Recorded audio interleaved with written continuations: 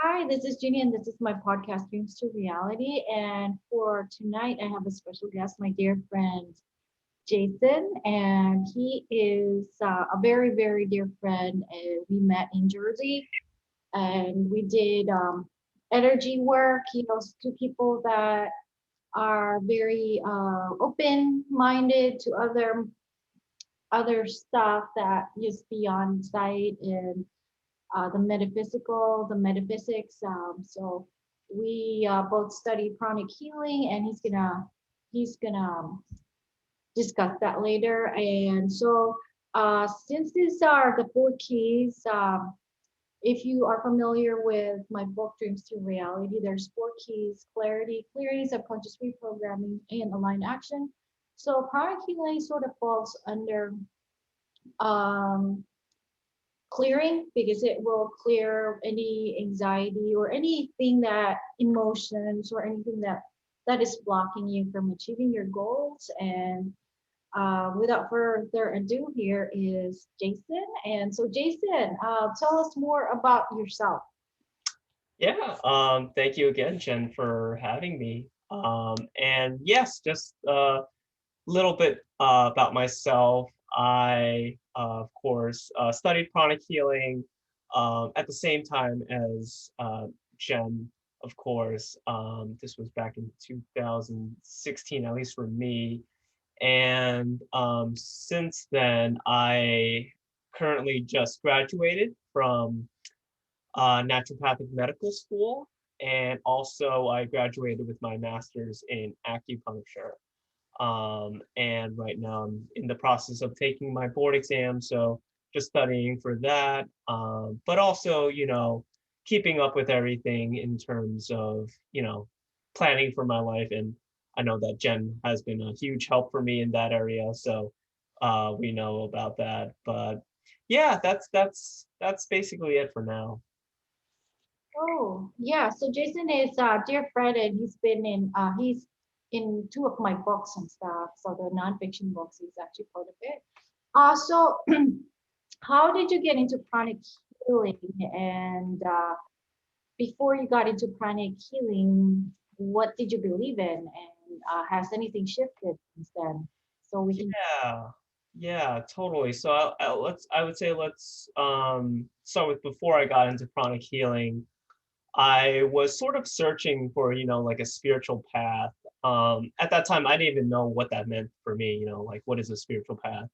But I think, oh, I know you, Jen, can relate. There was just like this something deep within inside me that, we were yearning for, that we wanted, but we couldn't really put into words or couldn't really see it.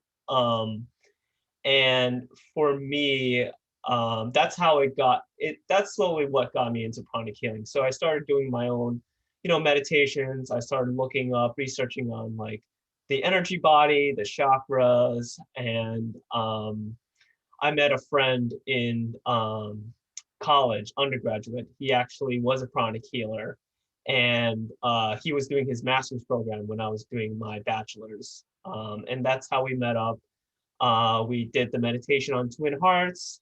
Funny thing is, before that, if you believe in fate, I was like, should I go to this meditation? So what I did back in that time, because I didn't know how to scan or, to do the pendulum, I would flip a coin. So I would flip a coin and I would program the coin. Okay, heads for yes, tails for no. And I flipped the coin 3 times. And the first time was heads. I was like, okay, maybe this is just luck. I flipped the second time, it was still heads. Third time, still heads. So that's how I knew. That was sort of like universe pushing me in the direction of pranic healing. And then I met him. His name was Harsha, and he came from India. And he was basically my first mentor in pranic healing, and he got me to, do the pranic healing classes, which that was in 2016, I think January. And yeah, now I'm here. That's great. Yeah. So it's good that. So usually with pranic healing, it's always someone that introduces you. In my case as well, I just went feeding the homeless in New York City. I think Second Avenue. area. I forgot the name of the park, but I would volunteer there. I met like a Pranic Healer, and she told me to take a free class, and I tried it, and I just felt I was just open minded, but I felt things that I have not felt before, and then but I was always years back always looking for a healing modality that because I'm very open minded, and I said I just didn't know it was going to be Pranic Healing. So yeah. And so what was your life before Pranic Healing and after Pranic Healing? Did you notice a difference? Is there really like, does this thing really work? Yeah, great question. Yeah, so I think before Pranic Healing, my life was a little bit more scattered. Like I didn't know what I really wanted. It felt like when I would run into like certain obstacles or challenges, I felt kind of stuck. Like I didn't have a way to push through or a way to resolve it. So I felt kind of hopeless. Sometimes, when the doctors say, "Oh, you have like a certain diagnosis," and they've done the best they could, so you're kind of stuck with it. And that's one of the things. I Growing up, I had some health issues, and I've tried both, the traditional allopathic medicine, and that helped for a bit, but then things got worse. Yeah, as with medications, the longer you're on with them, the more side effects come up. And my parents being Chinese, we also dabbled into the traditional Chinese medicine arts in terms of, herbs and also acupuncture. So that helped too.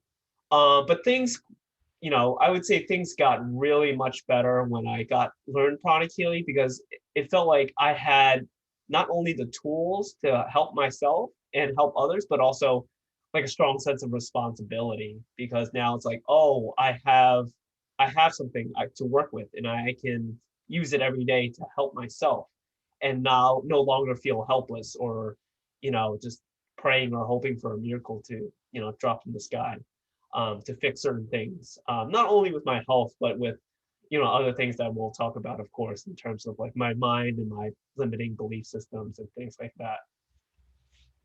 Oh, okay. So because a lot of people are really skeptical about chronic healing, and how can we like convince them that this works? I mean, or do we really need convincing? Uh, Yeah, that's a great point.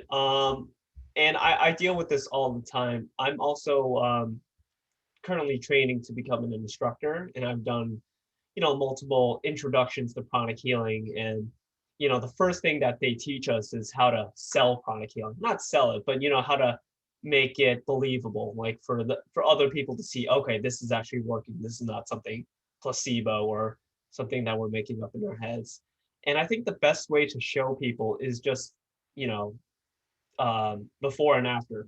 Actually, you actually show them, experiment on them. So what I would do is simply ask for people, oh, if you have pain anywhere in your body, say your elbows, your back, your shoulders, your neck, those are common places, and they would point it out. I would ask them, okay, on a scale of 0 to 10, where's the pain right now in this moment? And they would give me a number like 6 to 7. And then, I would do the pranic healing protocol. I would clean it and then energize it. And then, this would take about 5 minutes. And then I would ask them, okay, how does the pain feel now? And usually they would say, I would say 9 times out of 10, pretty good. It's like, oh, it's almost gone. And I would ask them, okay, what on a scale of 0 to 10, where's the pain now? And they'll be like, 1 or 2. So that's a pretty good evidence right there, empirical evidence showing like, okay, they might not be sure what happened, but their pain level dropped. So that's sort of one of the ways to get your foot in the door, is just by showing it directly on them. yeah. On a side note, I did healing nights in Manhattan before every Thursdays, and there was a guy that came in, and he had chronic pain, and it was lasting months, maybe almost a year and stuff. And then, but I was just trying the protocol and with an open mind, and I did the protocol on him, and it reduced during the the session, but then he actually emailed my teacher, which is Luisa, and he was happy because the pain like disappeared after a few days and stuff. And Wow. yeah, and it was going on for months, and I was just like, oh, okay, so I can do this. So for me, it felt like, oh, because I know because it works for me because Jason actually helped me with what do you call that, depression, and he has helped me with depression and stuff, and it has really helped me, and I know that it works. But to see it work on other people, and I'm working on it, and I'm just very open-minded. I have no conclusions in my head and stuff, and just to see that it works, and it's just amazing. And so, Jason, can you tell them about? You mentioned something about chakras. What are chakras? Yes. So chakras are basically, what we use in pranic healing, but it is a Sanskrit word for, I believe the term is called energy wheel. So literally what chakras are, in pranic healing, there are 11 major chakras. I just wanted to point that out. And I know most people study the, 7 chakra system. But pranic healing is a little bit more expanded, as with, levels and layers of truth with energy work and spirituality and things of this nature. There's different layers. So I strongly believe that pranic healing is like the next layer up, or next layer in. But yes, these chakras are correlate to different parts of your body, Mm-hmm. and they have certain physical and psychological functions. And they are the manner, method, and format in which we carry out certain energies and emit it through different qualities of our life, through our lifestyle, through our personality, through our work ethic, things like that. So there are 11 of them, but there are hundreds of minor chakras. The 11 major chakras are sort of like, the how I would say, like the electric factory, the big system that produces the most energy, while the minor chakras are sort of a little houses here and there that govern smaller areas of your body. Oh, okay. Can you go over the 11 major ones? Just go over it and just a little bit of its function, just for people that are not aware. And Yeah, I would be happy to. So yes, so the 11 major chakras. So I think we can go top down because that's usually what we do in pranic healing is go top down. So the first one is your crown chakra. So it's right above your crown. And its physical function deals with, of course, the brain being on top of your head. So everything that deals with the neurological function, consciousness, thought processing, things like that. And in terms of the spiritual function of the crown, it is the entry point for divine energy. So this is where you receive the divine energy from, the higher source, from the universe, and that can come in the form of love, that can come in the form of information, that can come in the form of just like intuition, thoughts, good health, things like that. And the crown chakra, it has the most petals. And when we think of the chakras like energetic wheels, they're actually spinning. So the crown chakra has about almost 1,000 petals. I believe it's 972 petals. And the reason for that is crown chakra has 960 petals, but there's 12 petals in addition, which comes from the heart, which I'll discuss later. So therefore, if you can imagine all these petals, it's vibrating very, very fast, and it's the highest vibrating chakra, hence why it's the uppermost. So next we have the forehead chakra, and this chakra is the chakra for it is what we call the third eye. I know in the traditional 7 chakra system, many people consider the third eye right right here, right between the eyebrows. But I've studied pranic healing, and if you study the ancient texts and sources, the third eye is actually in your forehead, and this is sort of the as it shows, allows you for the ability to see into the inner world, to use your higher senses to see, detect, colors, shapes, sounds, images, things like that. But it also deals with its physical functions. In terms, it correlates with the brain, of course, vision, um, uh, emotional and mental thought processes. So yes, the forehead chakra is very important in that sense. And then going down a bit, we have the ajna, or a lot of people in the seven chakra system, people consider the third eye.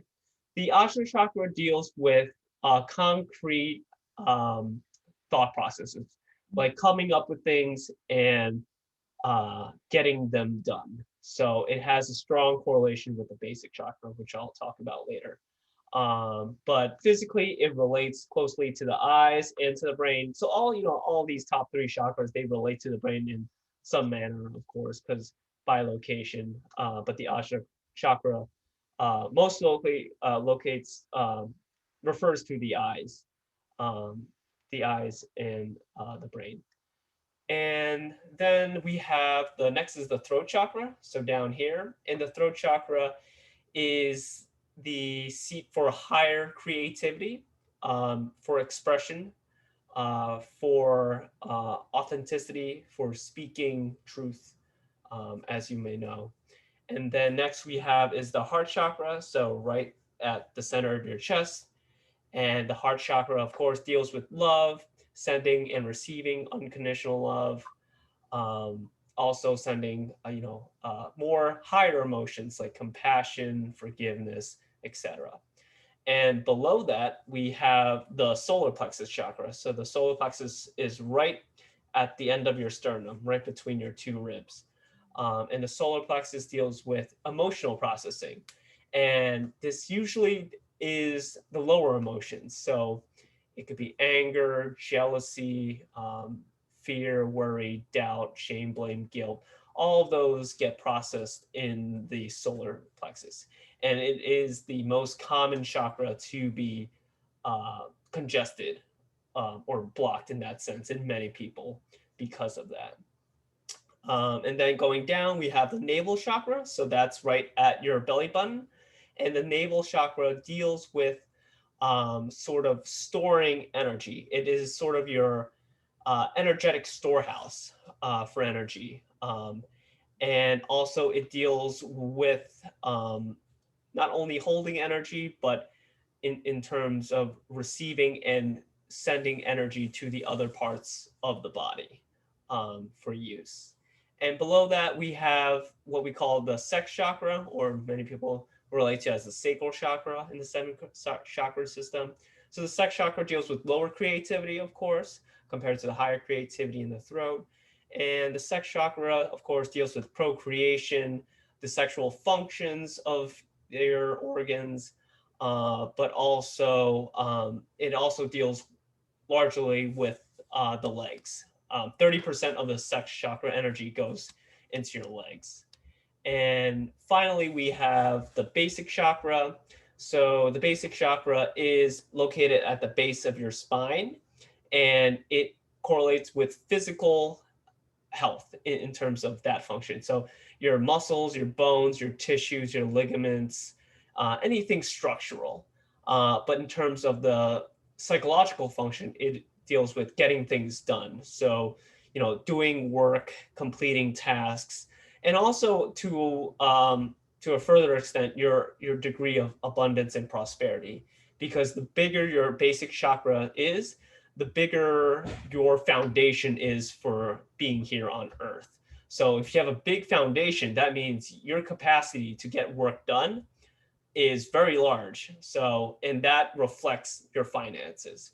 So Master Choa Koksui, the founder of Pranic Healing, always stressed the importance of having a big basic chakra, or a healthy basic chakra, even though, we're spiritual we're on a spiritual path, because money does, in the end of the day, really matter.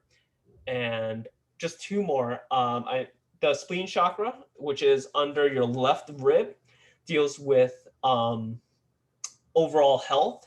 So in terms of drawing energy from the outside, air prana especially, and absorbing it.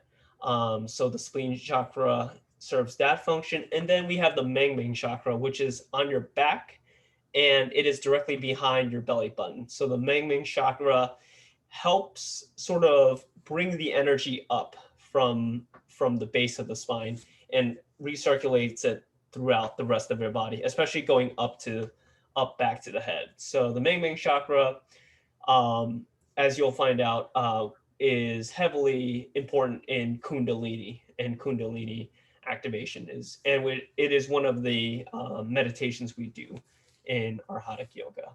So yeah, so that's the 11 major chakras. The heart chakra and the solar plexus chakra do have back variants too. So there's one in the back for each of them, but we just count the overall chakras itself. But yeah, that's the 11 major chakras. Okay, so since Dreams to Reality is a book and a podcast based on goal setting, so if you are trying to make your dreams or your goals or turn it into reality, into this reality, like, what are the chakras that you need to cleanse or clear? Yeah, so I think if the easiest answer would be at all of them, if you could, of course, because they all play a pretty important function to, overall, like you said, dreams to reality, manifestation. Having that clearance brings about clarity, brings about that subconscious reprogram, and brings about that aligned action much more easier if you didn't clean your chakras. How I like to just tell my clients and students is that your chakras are basically energetic pipes, and if your pipe is clogged, the energy going through it, even though you might have a lot of energy through doing other like yoga or meditation, it's just not going to, you're not going to get 100% efficiency from your work. So that's why cleaning your chakras are so important, especially certain chakras, like the basic chakra, like the ajna chakra, the forehead chakra. I would say those are pretty important. I would, just in terms of having clarity and clearance, because they get work done. They get from A to Z. Having clarity and getting aligned action. But also, it's for other people, the heart chakra and the solar plexus chakra, because emotions play such a huge role in our lives, and many people don't realize the influence our own emotions or other people's emotions have on our energetic body. So I would say those would be the next two I would definitely clear. Oh, okay, that's good. Yeah, and how about creativity though? Yes, creativity is, I think a lot of people overlook creativity because, they don't see it as a practical aspect of, manifestation, but it does play a pretty big role. And I'm sure that, Jen, you can relate in terms of the first step is having clarity. But if you don't have the creativity to shape the picture, the movie of what you want to be, down the line, maybe next year or in 5 years, it can really cap the potential to how much greater or how beautiful the end product can be. So for that, definitely would be the throat chakra, which deals with higher creativity, and higher creativity is just like what I said, thinking of using your mind to create something that you don't have now, and really solidifying that energy so that it gives your other chakras, like your basic, your forehead, your ajna, something to see, to look through as an end goal. And then your sex chakra, which is lower creativity. And lower creativity just means it's the creativity that helps stimulate you, inspire you, motivate you on an everyday basis.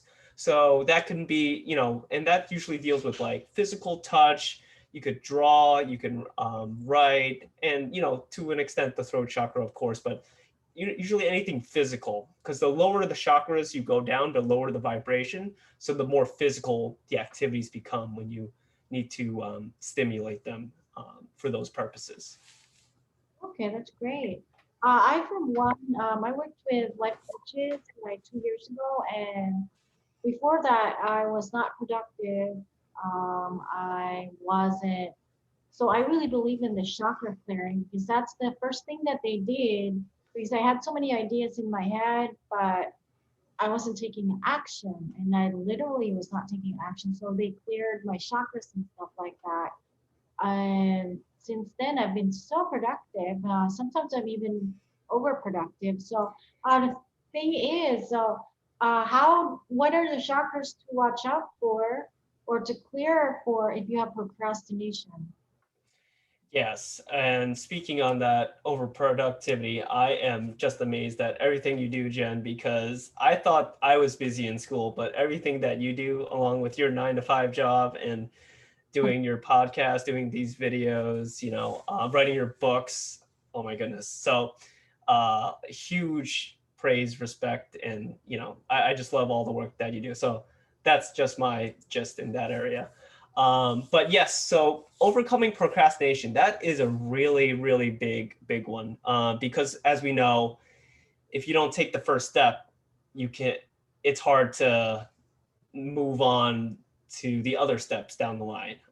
So, you know, it's the same thing if you don't shoot your shot in terms of, if you don't shoot the ball in terms like basketball, if you don't even try to shoot it, how are you going to get the ball into the net? So the first step is really important, and procrastination usually comes from, you know, limiting belief patterns and emotions that are stuck within certain chakras.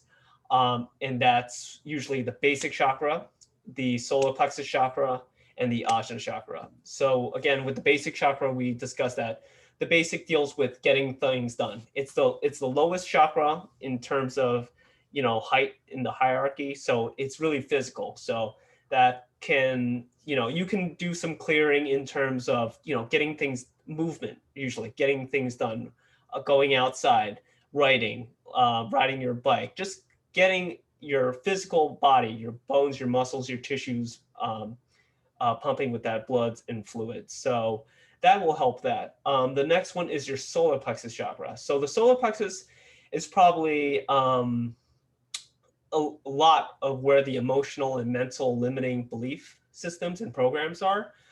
So for that, you can do certain breathing exercises to expel that. So as we know that the physical and the energetic are, you know, one and together, they're closely related. So if you clear the physical side, you can also clear the energetic side, and vice versa.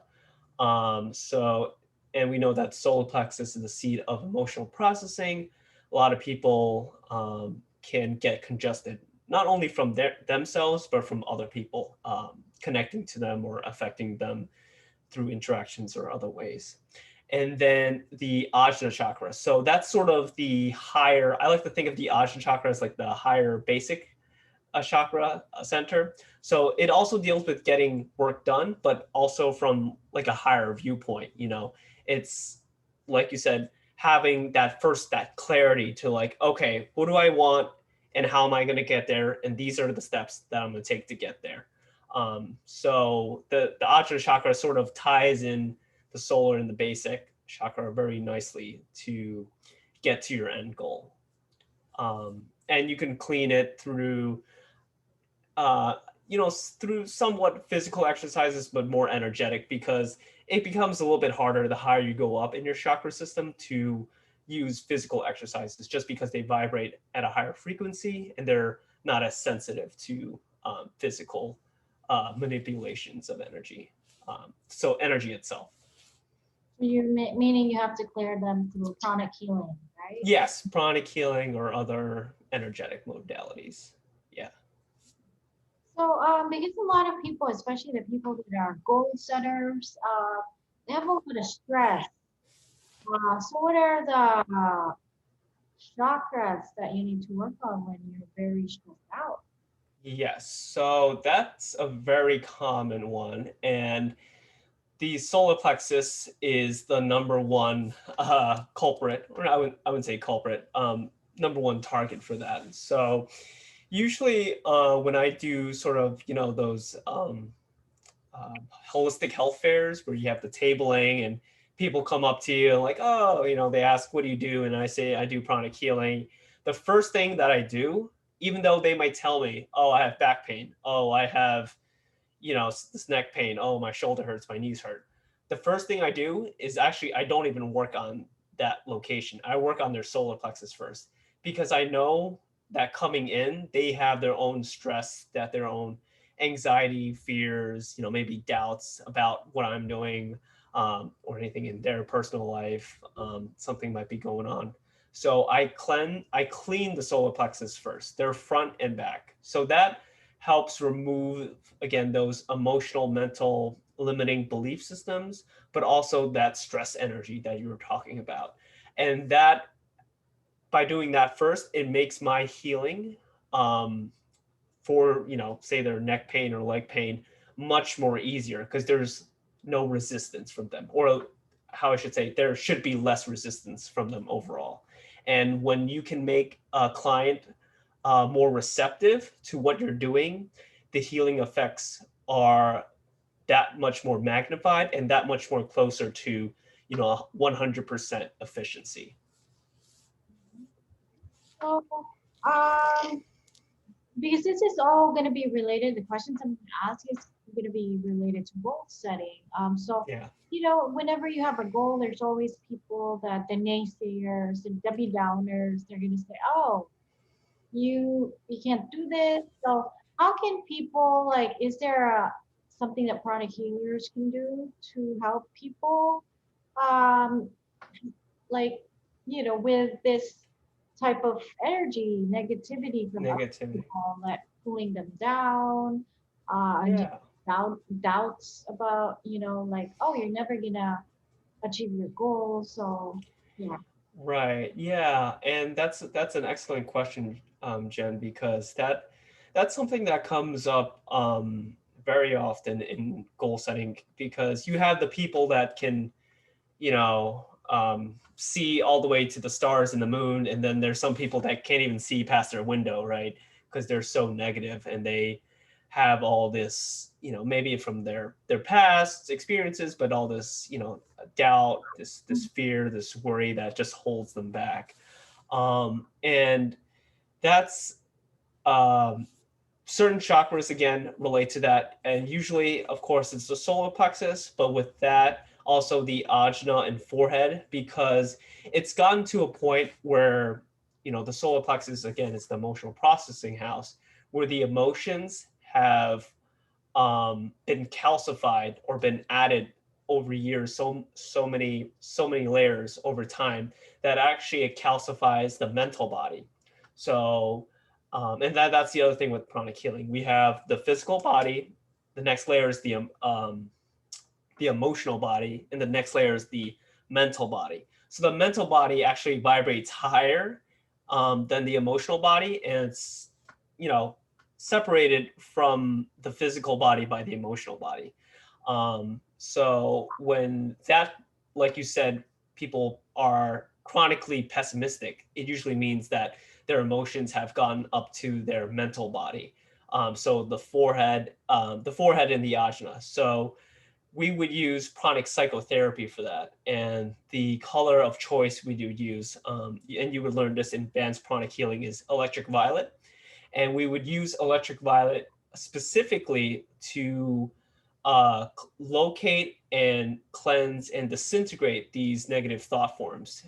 Because over time, if you think a certain way, you actually create these thought forms that are actually within the chakra itself. And it is harder, more challenging to clean it with, you know, the regular pranic healing methods. But if you use electric violet and you use the techniques taught, in psychotherapy. I actually have the book right up there, that again helps free the chakra from those weights and obstacles, and allows the person, you know, to be more positive, hopefully. If again, you know, we have our own divine willpower, so if they want to get, you know, if they want to become more positive, that will exponentially accelerate them in that direction. Yeah, it's amazing. Yeah. I often like overlook, even as a chronic healer myself, often overlook thought forms, because Yeah. it's energy. Yeah, Hmm. so that's amazing. How about like we have some people, and I know in popular culture, it's already, the psychic attacks or like the attacks with, like not just pulling you down, but actually attacking you with, is there a way that you can protect yourself from criticism? If you are a goal setting person, so you will always receive criticism, right? Or like, oh, not just Debbie Downers doubting you, but actually criticism. We call them psychic attacks, where, just pushing like their agendas and stuff. How can does pranic healing or can pranic healing help people with that? Yes, that's a really excellent follow-up question, Jen, because that's usually the next layer that people find out, in terms of sometimes, you know, it might not be your own energy or thought forms. Maybe it's, you know, other people's energy and thought forms coming back to you and sort of influencing your chakras and your energy body, and thus your emotional mental body to act a certain way. So, like you said, this is, of course, very important to goal setting, because you want to have that clear path of, you know, being able to seeing yourself being able to do it without any outside interference. Um, so before we spoke about how we can work on how the person can individually work on themselves, you know, through cleansing their own chakras, using the psychotherapy methods, but also shielding yourself from any outside influence. So that's another technique, and that's another course in pranic healing.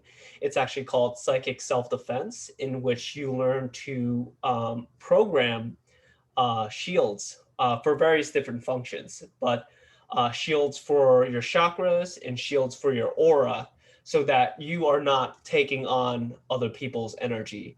So how it happens is, you know, everything in pranic healing, it's you learn the basic foundation skills and then you add on top of it. So I mentioned before, you know, you learn colors in advanced pranic healing, and then you learn to use the colors in advanced pranic healing to work on psychotherapy within the chakras very intimately. And then past that, in psychic self-defense, you sort of use that overall, and you create a shield with certain parameters that you define and that you program to shield and protect yourself from the things that you specified. And that way, when the energy comes at you, let's say that, you know, this is some negative energy that someone at work has been throwing at you for the past couple of months. And so when they try to throw that at you, it actually disintegrates. The shield transmutes it. So you're not being affected. And that's a good point, because going back to what we spoke about before, other people can connect to you through chords, and chords are huge because sometimes we don't realize it. But a lot of chords happen in the solar plexus chakra, in the heart chakra, because they are the communication centers, the interaction centers. You know, we're communicating or sharing our emotions. And if we don't disconnect those chords, that will also lead us to having, you know, certain ailments, you know, whether physically or emotionally, that we don't like, such as pessimism or fears or worries or doubts, etc. So shielding is very important for that purpose too, so that people's cords don't connect to you, for that reason. But yeah, that's just the simple ways that um, people can go about protecting themselves. Yeah, so this is very informative. I might even just review this video as well because I want to like really like incorporate it in daily life. Even if as a chronic healer, it's like, oh, I need to review these things, you know, Yeah. because we sometimes forget that we already have and possess the tools. And yeah, so you mentioned something about you teaching. Are you currently teaching right now, and can people sign up online? Yes, yes. Yeah, so I am currently in the process of becoming a pranic healing instructor. Um, Technically, I've been in process for several years now, but because of school, I didn't have time to finish up the requirements. But I have organized pranic healing classes for other instructors. So hopefully, I'm that's my goal for this year is to become a certified pranic healing instructor by the end of this year. And I actually have a meeting tomorrow about it. So it's funny how things align. Mhm. But yes, so once I get my instructor license, I can start teaching. But if people want to connect with me or contact me to do private healings or to have consultations, things like of that nature, they can go to my website. It's called drjasonuan.com. So that's Dr as in doctor, Jason, and Yuan, that's spelled Yuan.com. And that's a website. I'm still building it now. So if you go on it and it looks, there's some pages that are maybe misspelled, I'm still working on it. But also they can email me. Same thing. It's Dr. Jason Yuan at gmail.com for any, again, questions or inquiries. Feel free to answer them. But yeah, so that's sort of my side projects. But I'm really happy to get into them. So I'm really happy to have been graduated and not have to, hopefully, I mean, I'm still studying now, but hopefully not have to take any more tests and do any more work and of that nature. But yeah, that's just a few ways people can connect with me. Yeah, that's amazing. I didn't even know that you already have a website, so that's good. So you've been working on your basic knowledge shop.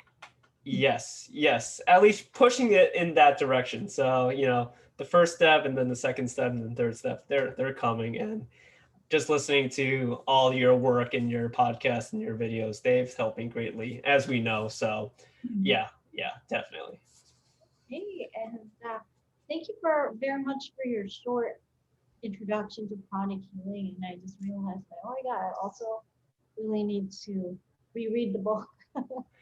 Yes, yeah. The books have so much more information that we sort of take, we don't use it all, but yeah, it's great just to review. And I've only, even though I've been doing it, for over 6 years, it's still some things just go by my ear like, oh wow, I didn't realize we had that or we could do that, so, and you use it yourself and try it out, and yeah, it really helps. So yeah, that's what keeps me going, like, okay, now I'll have to remember to go back to reread these books. I was literally rereading this book before our interview just to make sure to brush up on my knowledge of the chakra so I don't say anything wrong. But yeah, it's always great to review.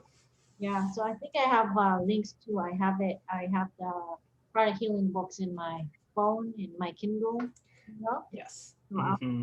put the link so that people can find it and buy it as well. And it's been all good, and I hope you this video finds people, a lot of people that will be, you know, magnetized to the kind of work that you do and the kind of teaching that you do. And thank you very much for this interview. Thank you, Jen. It's been a pleasure. Thank you for having me. Bye bye.